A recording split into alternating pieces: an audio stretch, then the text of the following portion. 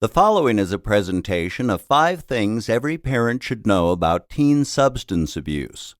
For more information, please visit our website at www.5thingsonline.com.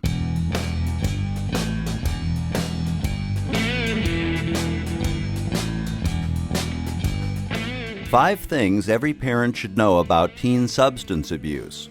Part 2 in a 5-part series. Number 2. When in doubt, rule it out. Get an assessment. Substance abuse assessment. I happen to believe this is one of the most critical topics that exist today with regards to youth services. Professionals who work with teens in any capacity, school, medical, criminal justice, recreational, all represent the opportunity to initiate what can potentially become a life-saving intervention. As mentioned in Part 1, assessment should occur sooner rather than later. An automatic mindset of, let's rule out substance abuse as a possible contributor to many types of identified problems would result in earlier intervention and drastically reduce the negative impact of drug abuse for individuals, families, and the community in general. As stated in Part 1, the first signs of substance abuse are things other than the actual chemical use.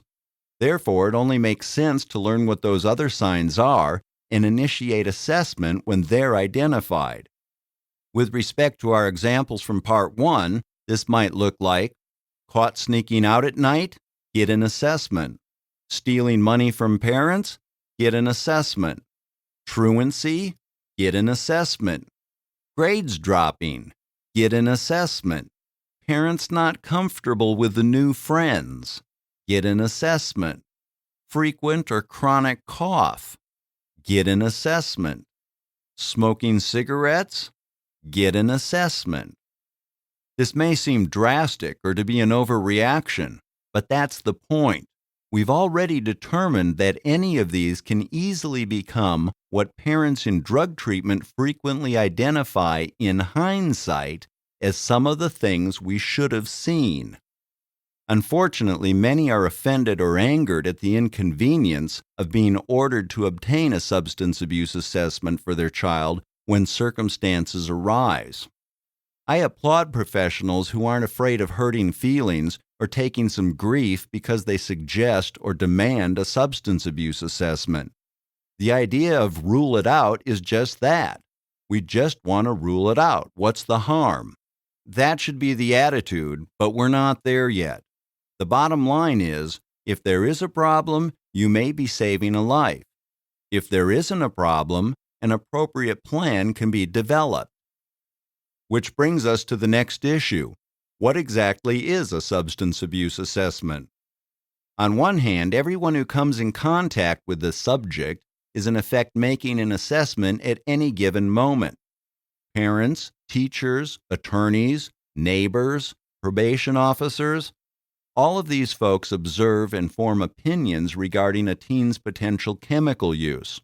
And while few, other than trained substance abuse professionals, fully understand the technical definition of what it means to have a drug problem, the type of collateral information they can provide plays an important factor in the formal or professional substance abuse assessment. A formal substance abuse assessment is the act of gathering information to determine a diagnosis and should be conducted by a trained substance abuse professional.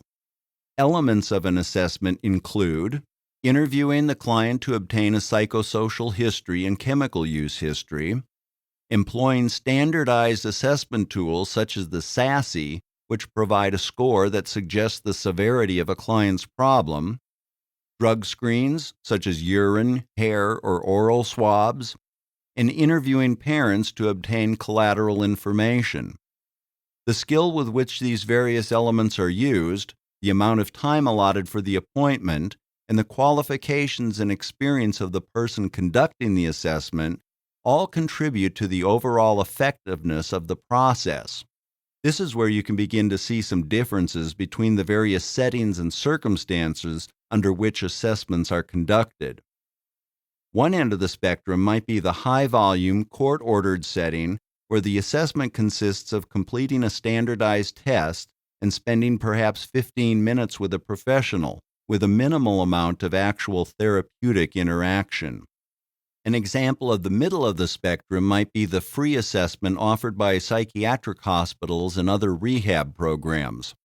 This will typically include a psychosocial history taken by a professional and may include a quick visit with a psychiatrist. There is some therapeutic interaction, but for the most part, this remains limited. On the other end of the spectrum, a thorough assessment may take 1 to 2 hours and cost between $100 to $300. While assessment is technically an information gathering process, a degree of therapeutic ability is required to obtain accurate information and interpret the results with the client. There are many issues at play at this juncture, particularly if treatment is indicated. More often than not, the client is resistant and therefore leads into the next stage of the process, which would be identified as intervention. The most effective and responsible manner of approaching adolescent assessment is to recognize assessment and intervention as a seamless process. If the client does have a problem, the assessment should in effect become the first stage of the treatment process. This includes taking the time to A. Educate the client about what it means to have a problem, B. Identify the degree of denial and defense mechanisms in place, and C. Develop a strategy that best serves to get the client the appropriate care in a timely fashion. In some cases, this means excluding the adolescent client from the conversation and helping parents understand what needs to be done and identifying appropriate options. This is where the counselor's skill and experience come into play. Being willing to dig deep and ask the second and third questions can mean the difference between misdiagnosis by accepting dishonest responses and preventing tragedy. The ability to establish rapport with a client is huge in this situation. While being a recovering addict is by no means a prerequisite for doing substance abuse assessments, kids definitely appreciate being able to talk to someone who's been there. Knowing how to ask kids about seemingly innocuous things such as Visine use or how they make their homemade bongs typically disarms the client and drastically increases the effectiveness of the overall experience. The gravity of what's at stake when it comes to a substance abuse problem points out how critical the assessment piece is for effective intervention. When in doubt, rule it out. Adopting this attitude can go a long way in preventing much worse problems down the road. This is definitely an area where you get what you pay for, and obtaining the best service available should be regarded as a vital investment in a young person's safety and future.